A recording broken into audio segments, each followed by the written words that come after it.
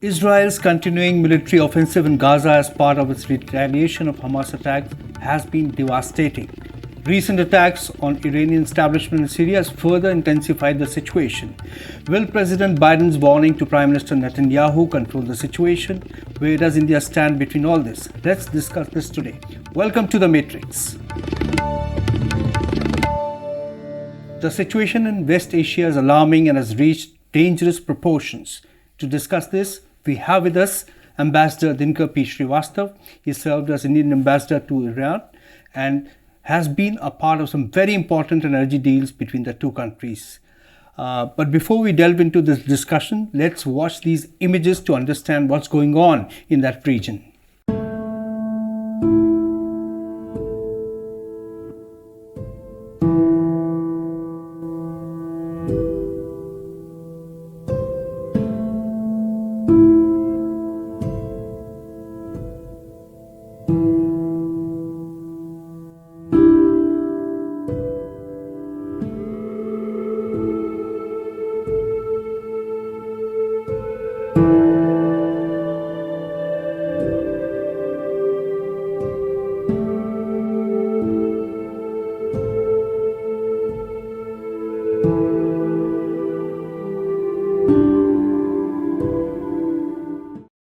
Ambassador Srivastav, welcome to the show.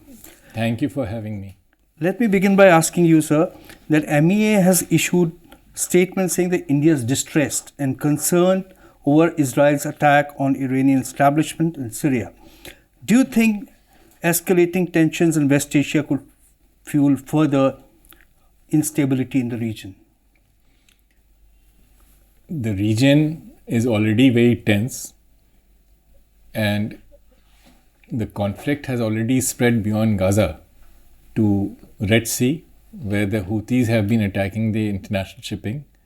There have been clashes between Israelis and Hezbollah on the northern front. And as the recent attack has shown, these clashes have spread now to Syria.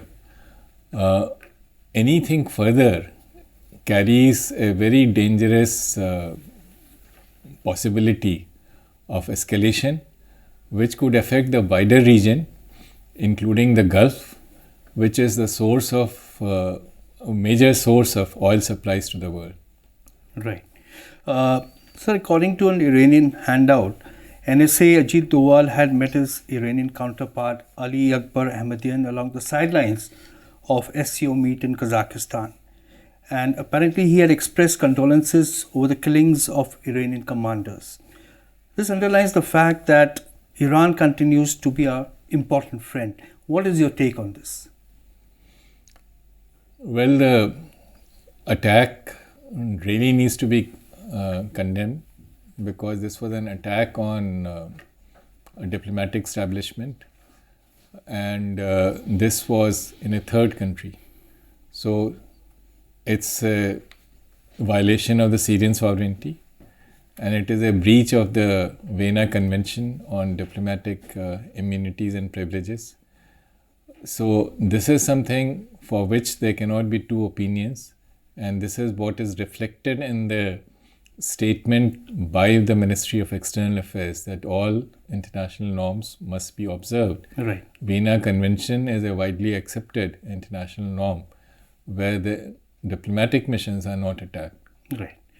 Sir, according to the White House, President Biden has warned PM Netanyahu that Palestinian civilians and foreign aid workers should be protected, or the US would be forced to rethink its support for Israel.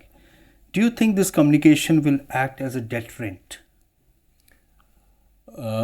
President Biden has made this statement. He has earlier also expressed his anguish and concern. But this is, as Prime Minister Netanyahu has made clear, they will continue their course. The only thing which was going to affect or influence Israeli actions, if US decides to suspend military assistance to Israel, and that in an earlier interview has been more or less ruled out by President Biden. So while the relations between the two may be tense on personal level, and Israel cannot remain unmindful of American positions. This is not sufficient to deter further Israeli actions. Right. But so what's going on in that region? You see, and I was reading some of your articles in which you've also mentioned that there was a possibility of some peace deal last month in around 4th of March, but that did not come through. Now, what is holding back the parties involved to arrive to some peace deal? The peace deal has essentially two major components. One is the short term. In the short term, the first requirement is unconditional release of all the hostages. And of course, the Palestinians want release of some of the prisoners. This linked issue is the truce. And here the complication arises because Israel has insisted on humanitarian truce, which is temporary in nature, which raises the specter of renewal of hostilities. And this is a major consideration why Hamas has not been able to accept it. Now, these are the short-term calculation. The long-term requirement is for peace is two-state solution, which India has stressed, which has also been stressed by United States, and it is accepted by all the Arab countries. The complicating factor here is that Israeli public opinion, which is traumatized by attack of this 7th October, which of course has to be condemned. Yes.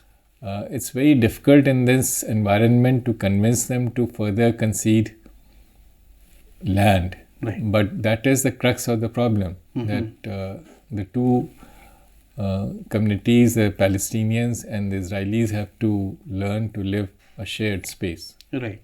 But many would say that Israel's response to the October 7th attack had been disproportionate. The fact that 33,000 people have died and number of children are dead. But let me now ask you, sir, India has urged all the parties to avoid actions that go against commonly accepted principles and norms of international law, as you mentioned earlier. How will you see Israel, Iran and Palestine interpret the statement? Commonly accepted norms of international law, the way the Israelis will look at it, and certainly that is part of the Indian statement. The international norm is that there should be no terror attack against civilian targets, which is the beginning of the problem of 7th October. And so this is something which they look at, and I'm sure this is very clearly implicit in Indian statement. The second part of the norm is, of course, that the civilian population in occupied territory needs to be protected. And this is something, and third is that there has to be proportionality of response. Right. So on both these counts, I think there is need for more restraint on Israeli action. So these are two aspects which the Palestinians will look at. And the third, of course, which I mentioned at the beginning of our discussion, is that the sanctity of diplomatic establishments have to be accepted. Right. Sir, given the fact that India is friends with Israel, Palestine and Iran, can we afford to indulge in any sort of rhetoric? What is your assessment of the statements which are going from India thus far? I think India has been very restrained in our statements. There is certainly no rhetorical flourish in Indian statement. And this is not simply because India is trying to balance between sometimes conflicting expectations of different sides, but it is in nobody's interest that the situation should escalate. And this requires restraint by all sides. And what I am happy to note is that so far, the major players have exercised restraint. Let me make one point. It's a very important point. Right.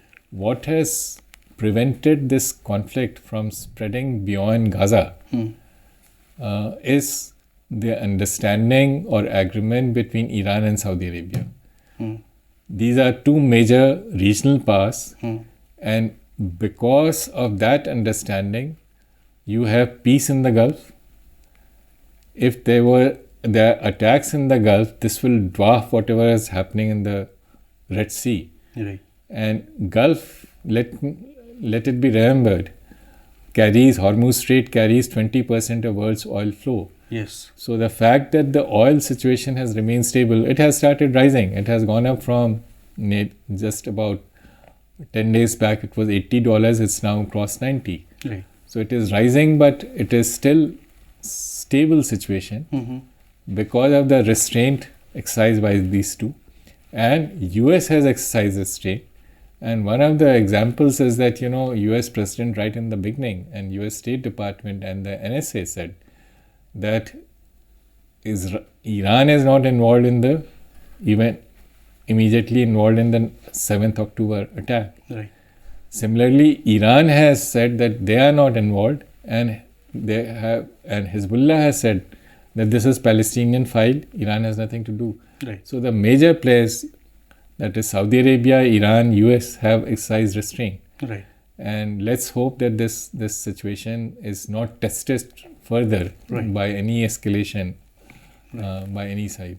Right. So India has been playing a very important role, very significant role in, trying to bring about some semblance of peace in the region. And we saw earlier that NSA Ajit Doval had also visited Israel, where he met PM Netanyahu, and now he's also met the Iranian counterpart along the sidelines of SCO.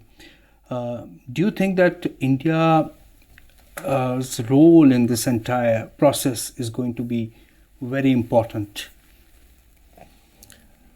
India has close relations with all three sides, with the Arabs, with the Iranians, and of course with Israel. And it is also, we have good relations, excellent relations with US. So India can possibly play a role, but the decision rests immediately with the parties to the conflict. Right. And I think the most important role has to be played by the regional powers, and the regional powers being the Saudis, Egyptians, Jordanians to some extent, because these are immediate neighbors. Right. So any long-term solution depends on them, but India can perhaps help in facilitating a compromise. It depends on, our preference normally is that we let the bilateral processes take primacy. Right. So what if, because the Iranian leaders have vowed revenge against the attacks by Israel, do you think any action by Iran could worsen the situation further? Let's not forget the origin of the problem. The origin of the problem is not action by Iran. The current turn of events have started with attack on the Iranian consulate in Damascus. But whatever be the origins of the problem, it is hoped that Iran will exercise restraint. Yes. In case there is a retaliation, this will certainly feed to the tensions. Right. And this is not something which, I would like to speculate at this stage. Right. Sir, how do you see the situation, panning out in your future? Do you think that, the two-state solution can become a reality in the future? Do you see a possibility? In diplomacy, it's very difficult to put a timeline. The Oslo process stretched on for more than a decade. This time, I think that mistake has to be avoided because there has to be a definite solution. Right. It cannot be an endless process without reaching a conclusion. Right. And I think the only solution possible is a two-state solution, however difficult it may be in the immediate context. As I mentioned earlier, that Israeli public opinion may be traumatized, but it is not simply an issue of answering Israeli public opinion. You also have to keep in mind Gazan concern, because 30,000 Gazans have been killed. and they also need security. Right. So I think any solution will need to have three components. Right. One is Israeli security needs. Second is Palestinian aspiration for statehood, Right. not simply a technical body, but full-fledged statehood. And it's been made very clear that this will require respecting, Gaza's territorial integrity or autonomy. And the third, I think, is that Iran should be integrated in the mainstream. Okay. So, but all this will, of course, take time. This will take time. It's not an easy process. Right. Right. Now, sir, since you have had an illustrious, career in diplomacy, sir, many people come and ask us, because Indians have sympathies with both the people who are held hostages by Hamas and also the people who are being killed in Gaza Strip, thousands of children and, people, innocent civilians. Now, some of them ask us, they want to help them, in some way by sending them aid or charity. Is there a way of going about this? I think India has already provided Of course, we've been giving medical aid. assistance, Yes. and so on. Yes. And this needs to be stepped up. The issue of long-term reconstruction and rehabilitation will come up only after the hostilities cease. Right. Because as the recent attack on the aid workers, 7 people from the World Kitchen Right. Group were killed. It's not possible to address these needs unless some modicum of security and stability is restored. Right. But yes, India has a long-term role, and India has supported Palestinian cause, and India has supported UN's work in Palestine, including the UN agency. Right. Right. So we hope that there'll be softening of stance from all sides. Only then, there could be a solution to this problem. Thank you, Ambassador Srivastav. You've come here to our studio to participate in this discussion. Now, we hope that the sufferings of people in the region will end soon, and the world community will be able to find a long-term solution to the conflict. That's all we have this week. We'll be back soon. Till then, goodbye from the Matrix team.